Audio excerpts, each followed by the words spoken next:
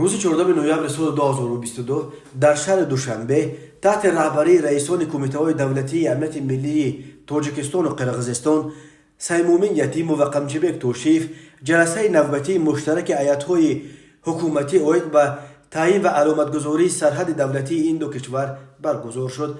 در خبر رسمی بدون ارائه جزئیات گفته می شود که از نتیجه نشست پروتکل دخلدار به امضا رسانیده شد. جانب‌ها به موافقه آمدند که جلسه نوبتی کمیسیون مذکور در حدود جمهوری قرقیزستان دایر کرده شود. در اطلاع رسمی همچنین گفته شده است که ملاقات در فضای دوستی و حسن تفاهم جریان گرفت. تفصیلات دیگر مذاکرات در دوشنبه صورت گرفته دسترس نیست. جانب قرقیزستان نیز درباره نتیجه های نشست دوشنبه جزئیات از این بیشتر نداده است. خود توشیف هم که معمولا بعد چنین نشست‌ها با خبرنگاران صحبت میکند، هنوز درباره سفرش به دوشنبه چیزی نگفته است.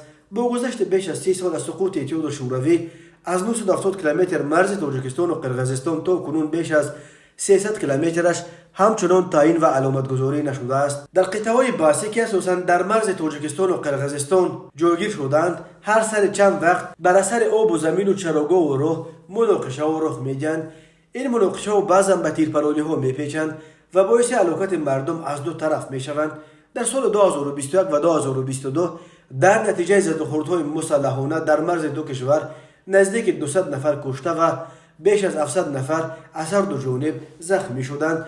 از جمله در مناقشه خونین روزهای 14 و 2 سپتامبر سال 2022 در مرز تاجیکستان و قرقیزستان از دو طرف بیش از 140 نفر کشته و نزدیک 450 نفر زخمی شدند. هر دو طرف در آغاز مناقشه ماه سپتامبر یکدیگر را عیبدار می‌کنند.